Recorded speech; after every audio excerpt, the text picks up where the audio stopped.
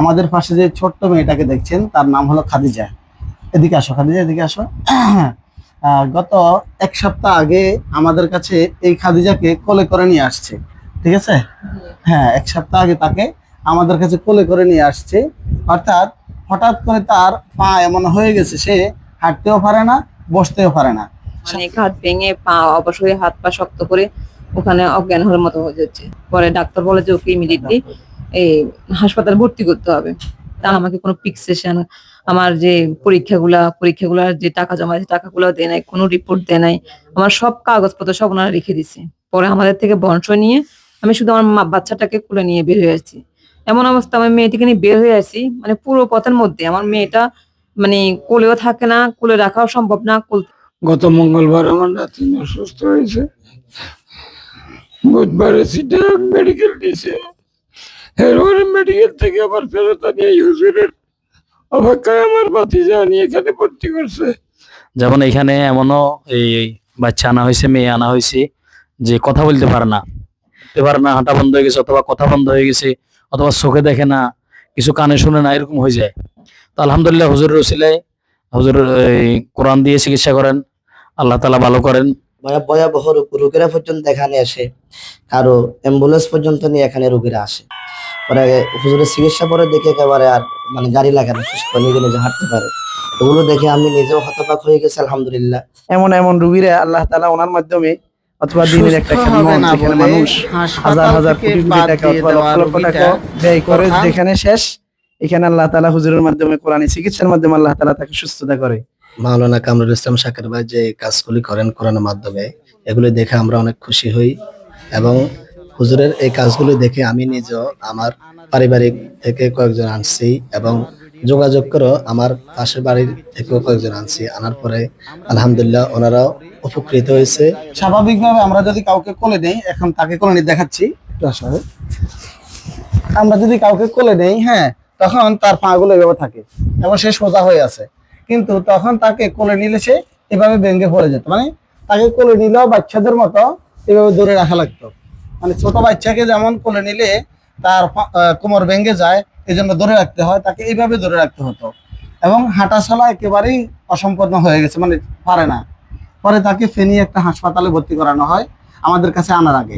ভর্তি করানোর পরে সেখানে কোনো রকমের কোনো চিকিৎসা না পেয়ে তারা চট্টগ্রামে ট্রান্সফার করে। ফেনী থেকে যখন বাদ দিয়ে দেয়, চট্টগ্রামে নিয়ে যায়। হ্যাঁ, চট্টগ্রাম থেকে ওখানে বিভিন্ন পরীক্ষা, ইসিজি, ইকো, আরো কি কি যেন ছিল, অনেক কিছু করার পরে সেখানেও তার কোনো চিকিৎসা নেই। শেষ পর্যন্ত সেখান থেকে তারা যে কোনো মাধ্যমে আমাদের কোরআনী চিকিৎসা কেন্দ্র, রোগী সেন্টারের তথ্য পেয়ে এখানে আসতে চায়, কিন্তু হাসপাতাল থেকে তাদেরকে রিলিজ দিচ্ছে না। এই পরিস্থিতি তারা বলতেছে যদি ফতে মারা যায় তাহলে দায়ী কারা? এই জন্য ওখান থেকে তারা কোনোভাবে রিলিজ দিচ্ছে না। এই পরিস্থিতিতে ওরা সেখানে সাদা কাগজে, নাকি স্টামে সাদা কাগজের মধ্যে বনসই দিয়ে আসছে যে ফতে যদি কোনো সমস্যা হয় আমাদেরকে রিপোর্ট এবং যা যা আছে এগুলো দিয়ে দেন। বলতেছে কোনো কিছুই পাবেন না, এমনিতেই রোগী নিয়ে যেতে হবে। তো রিপোর্ট, কাগজপত্র এবং প্রেসক্রিপশন সবকিছু রেখে দিয়ে আমাদের কাছে পাঠানো হয়েছে। আলহামদুলিল্লাহ, আমরা চিকিৎসা করার 10 মিনিটের মধ্যে সে নিজে নিজে হাঁটতেছে। এটা আমরা গত কিছুদিন আগে যখন চিকিৎসা করেছি, তা আজকে আমাদের সাথে দেখা করার জন্য আসছে সে। তখন একটু হাঁটতেছে, কিন্তু একটু ব্যথা লাগতো মনে হয়, আর পরিপূর্ণ ভালো লাগতেছে। এই জন্য আজকে আমাদের সাথে কতদিন পরে আসছেন? 4 দিন পর। হ্যাঁ, 4 দিন পরে আজকে আমাদের সাথে দেখা করতে আসছে। তো এখন তোমার কাছে কেমন লাগতেছে? জি, আবার আরেকটা সমস্যা ছিল কি, সে পানি খাইলে পানিগুলো কোন দিকে পড়তো? মুখে দিয়ে পানিগুলো পড়ে যেত। আমরা পানি খাইলে পানিগুলো ভিতরে যায়, কিন্তু সে যখন পানি খায় পানিগুলো মুখ দিয়ে পড়ে যায়। হ্যাঁ, তো আলহামদুলিল্লাহ আমরা চিকিৎসা করার পর এখন সে নিজে পানি খেয়ে দেখাইছে যে সে এখন পানি খেতে পারে, আর তার পানি খাইলেও তার মুখ দিয়ে এখন আর পড়ে না। আমরা আবার একটু দেখাই, দেখুন এখন সে পানি খেলে আর পড়ে কিনা।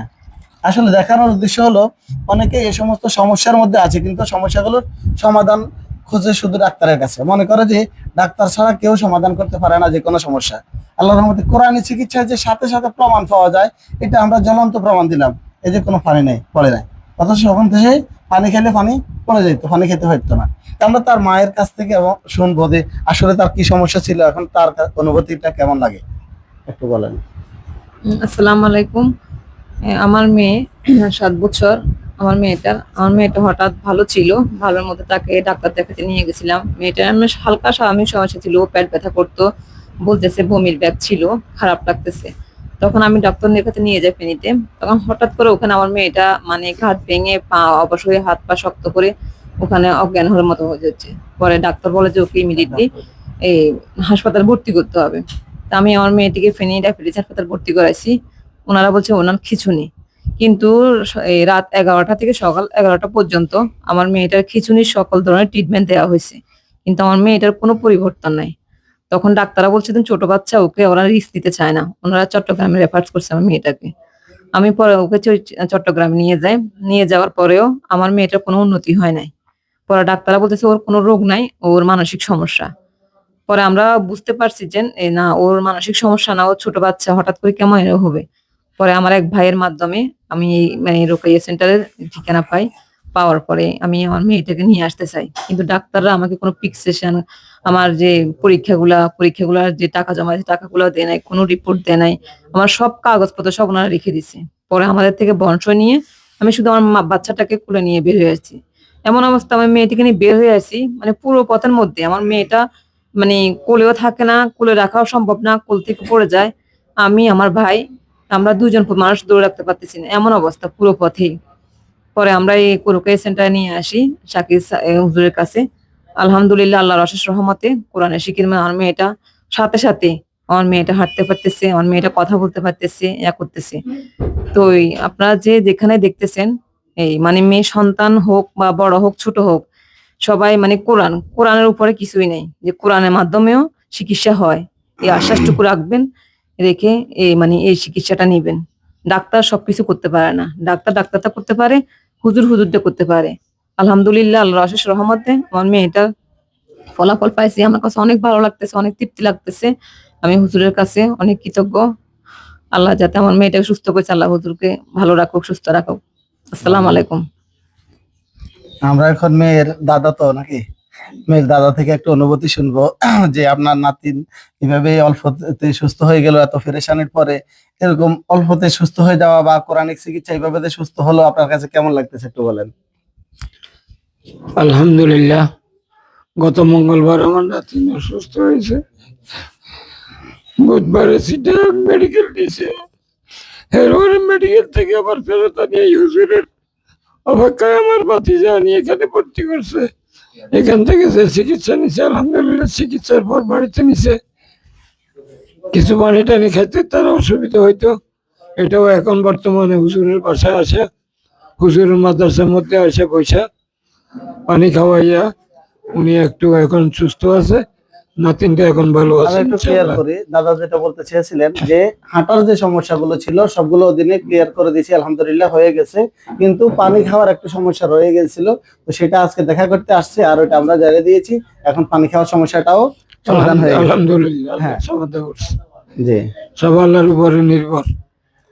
যে আপনার নাতিন হাঁটা চলা সবকিছু করতে পারতো, তার 8 বছর হয়ে গেছে, খেলাধুলা সব করতে পারতো, হঠাৎ করে এমন হয়ে গেছে, এই বিষয়টা আপনাদের কাছে কেমন লাগছিল? আলহামদুলিল্লাহ, এখন তো ভালোই লাগতেছে। ওই আমার সময় নাতি, কেমন লাগছিল যে আরে আমার হাঁটা চলা করতে পারে এরকম একটা মেয়ে হঠাৎ এমন অসুস্থ হয়ে গেল? ওই সময় আমি ছিলাম না বাড়িতে, যে সময় যে এইগুলো হয়েছে। আচ্ছা, কিন্তু শুনে আমি কেমন আমার লাগছিল? বড় আচ্ছা আচ্ছা, তাহলে ও শোনার পরে অবস্থা কি হয়েছিল একটু বলেন তো। আমার মানে বাবা ও দাদা যখন মানে মেডিকেল দেখছে আমার মেয়েটাকে, মানে আমার মেয়েটা অনেক দুষ্ট, একটু দুষ্টামি করে, বাড়ির মধ্যে সবাই মানে ওকে নিয়ে করে। যখন আমার শ্বশুর মন্তব্য ও দাদা করেন, শুনছে যে আসুন। মানে ও অসুস্থ, ওর এই কষ্ট, ওর এই একটু মানে মন্তব্য করেন। অবস্থা দেখে হ্যাঁ। আমার শ্বশুর প্রেশার লো হয়ে উনি মাথা ঘুরে পড়ে গেছে মেডিকেলে। মানে কান্নাকাটি, আমার হাজবেন্ড প্রবাসে, উনি আসতে পারতেছে না, সবাই মানে অনেক মানে কি অবস্থা ছিল, মেয়েটার অনেক ক্রিটিক্যাল অবস্থা ছিল। আমি, আমার পরিবার, আত্মীয় স্বজন সবাই এমন একটা অবস্থা। আল্লাহ আমার মেয়েটাকে সুস্থ করেছে, আল্লাহর অশেষ রহমত। আলহামদুলিল্লাহ, আমার কাছে অনেক ভালো লাগতেছে। আল্লাহ আমার মেয়েটাকে কোরআনের এর মধ্যে ভালো করে সুস্থ, আলহামদুলিল্লাহ। আসলে আমাদের এখানে এরকম অনেক রোগী আসে যাদেরকে অ্যাম্বুলেন্সে করে নিয়ে আসতে হয়, আর 2-3 জোরে দৌড়ে দৌড়ে নিয়ে আসে, এবং আসার পর আলহামদুলিল্লাহ নিজে নিজে হাঁটে। এই সমস্ত দৃশ্যগুলো যখন আমাদের এখানে আমাদের সাথী যে কলিগ ওস্তাদরা দেখেন, তখন ওনাদের অনুভূতিটা আসলে অন্যরকম হয়ে যায়। চেহারা মনে হয় যেন চিকিৎসা করেছি আমি, সম্মানী হাদিয়া দিলেও পাই আমি, কিন্তু ওনারা কেউ এখানে মানে দেখে এমন আনন্দিত হয়, মনে হচ্ছে ধর ওনারাই কিছু পাচ্ছে, মানে এমন লাগে আমার কাছে মাঝে মাঝে ওনাদের আনন্দটা দেখলে। এখন হুজুরদের আমি আমাদের হুজুরের একটু অনুভূতি শুনবো যে আমাদের এই চিকিৎসায় সাথে সাথে এরকম অবস্থা দেখে কেমন লাগলো যে কোরআনী চিকিৎসায়। আলহামদুলিল্লাহ, আমরা তো অনেক কিছুই এই নিজ স্বচক্ষে দেখি, খুব ভালো লাগে। যেমন এখানে এমনও এই বাচ্চা আনা হয়েছে, মেয়ে আনা হয়েছে যে কথা বলতে পারে না। যখন এই আমাদের একজন সন্তান যখন কথা বলতে পারে না, তখন কেমন লাগে মা বাবার কাছে যে আমার ছেলে মেয়েটা কথা বলতে পারতো, এখন আর কথা বলতে পারতেছে না। মানে কি যে এক অবস্থা, পুরো পৃথিবী দিয়ে হইলেও মানে চাই যে কি আমার সন্তানটা ভালো হোক। তো এরপরে দেখতেছি আলহামদুলিল্লাহ হুজুর কাছে আসার পরে হুজুর যখন একটু জারফুক করছেন, কথা বলতেছে। তো এই জন্য খুব ভালো লাগে এগুলা দেখলে। যেহেতু আমাদেরও সন্তান আছে, একটু অসুস্থ হইলে সন্তানরা কত কষ্ট পায়, আমরা কত কষ্ট লাগে। তো এই জায়গায় যদি সন্তান হাঁটতে পারে না, হাঁটা বন্ধ হয়ে গেছে, অথবা কথা বন্ধ হয়ে গেছে, অথবা চোখে দেখে না, কিছু কানে শুনে না, এরকম হয়ে যায়। তো আলহামদুলিল্লাহ হুজুরের উসিলায় হুজুর এই কোরআন দিয়ে চিকিৎসা করেন, আল্লাহ তাআলা ভালো করেন। তো দোয়া করি ইনশাল্লাহ যেন এইভাবে চলে এবং মানুষ যেন উপকৃত হয়, যে কোনো সমস্যা থাকে যেন কোরআন রসিলে যেন সমাধান হয় হুজুরের মাধ্যমে। তো আল্লাহ তাআলা কবুল করুক এই খেদমতকে।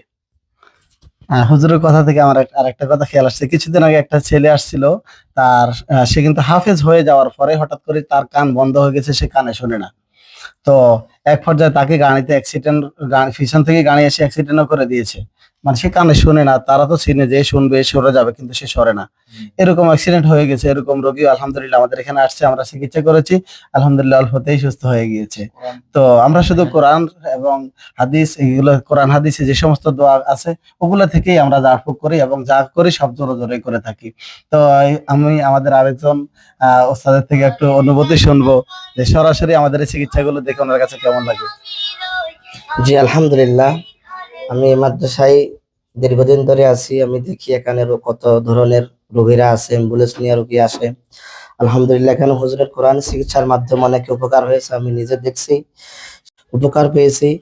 আমার নিজের চোখে দেখা কতজন, কত বড় বড় ভয়াবহ রোগীরা পর্যন্ত এখানে আসে, কারো অ্যাম্বুলেন্স পর্যন্ত নিয়ে এখানে রোগীরা আসে।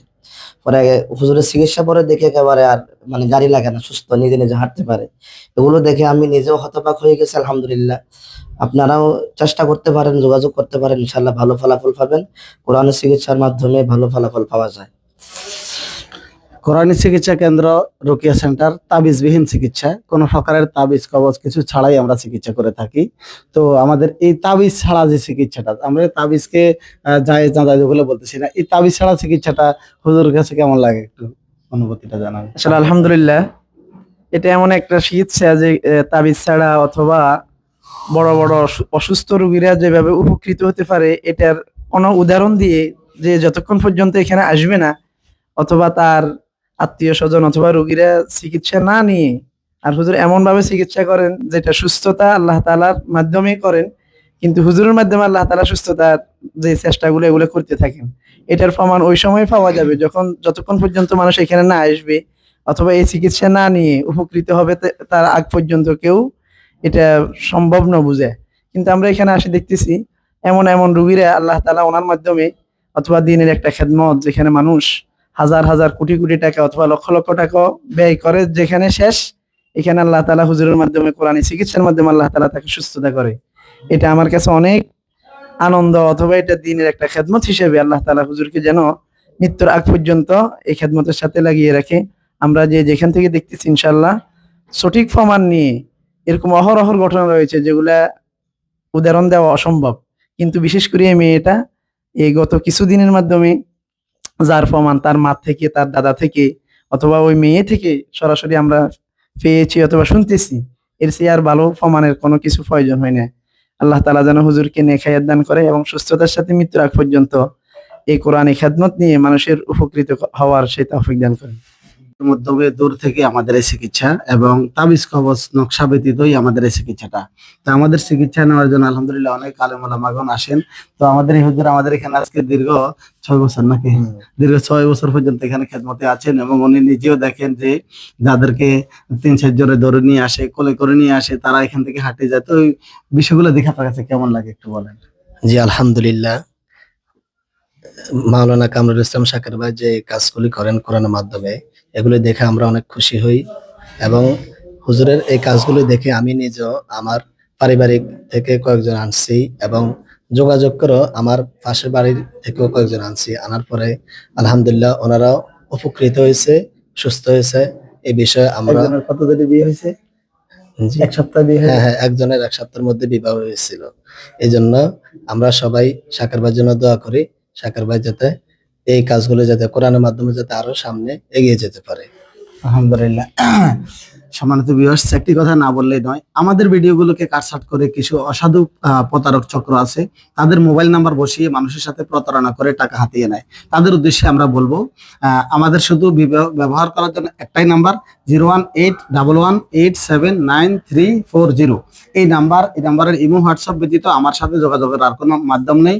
আমার কোনো অ্যাসিস্ট্যান্ট, খাদেম, ভিডিওম্যান কিছুই নেই, আমি নিজেই সবকিছু করি। আজকে ভিডিও করতেছেন আমাদের চট্টগ্রামের হুজুর মাওলানা আব্দুল্লাহ সাহেব, তো আমাদের এখানের শিক্ষক। তো কেউ আমার কথা বলে বা আমার নাম বলে কেউ যদি আপনাদের কাছে টাকা চায়, তাহলে অবশ্যই মনে করবেন সে প্রতারক। চিকিৎসার আগে চিকিৎসার জন্য কোনো টাকা আমরা নেই না। হ্যাঁ, চিকিৎসা শেষে কাজের অবস্থা দেখে তারপরে আমরা টাকা নিয়ে থাকি, তবে আগে আমরা আলোচনা করে থাকি টাকার বিষয়ে। তো এই জন্য এই কথাটা বলে দিলাম, কেউ যেন প্রতারণার শিকার না হন। আর আমার চিকিৎসার ভিডিওগুলো দেখতে উপহার টিভি লিখে আপনারা ইউটিউবে সার্চ করলে দেখতে পারবেন। UPOHAR স্পেস দিয়ে লিখবেন টিভি, উপহার টিভি, এটা লিখলে আমার ভিডিওগুলো দেখতে পারবেন। এবং ফেসবুক থেকে কোরআনী চিকিৎসা কেন্দ্র রুকিয়া সেন্টার লিখে সার্চ করলে আমার ভিডিওগুলো দেখতে পারবেন। এতক্ষণ আপনাদের সাথে ছিলাম আমি কামরুল ইসলাম শাকের, আপনারা দেখছিলেন কোরআনী চিকিৎসা কেন্দ্র রুকিয়া সেন্টার। সাথে সাথে এই ছোট্ট খাদিজার জন্য আবারও আপনাদের কাছে দোয়া চাচ্ছি, সেই যেন একজন ভালো কোরআনের হাফেজা হতে পারে এবং ভালো একজন আলেমা হতে পারে। সেই নুরানি মাদ্রাসায় 2য় জমাতে পড়ে, তার জন্য সবাই দোয়া করবেন। আর তার মা বাবা যে কষ্ট পেয়েছিল, এই কষ্টর যে আনন্দ এখন উপভোগ করতেছে, এরকম কষ্ট যদি কেউ থাকেন সরাসরি যোগাযোগ করবেন। ইনশাআল্লাহ আমরা চেষ্টা করব আপনাদের এই কষ্ট দূর করে আনন্দময় জীবন এনে দেওয়ার জন্য কোরআনী চিকিৎসার মাধ্যমে। আল্লাহ পাক সকলকে কবুল করুক, আমিন। আসসালামু আলাইকুম ওয়া রাহমাতুল্লাহ। কুরআনী চিকিৎসা কেন্দ্র রুকিয়া সেন্টার, তাবিজবিহীন চিকিৎসা।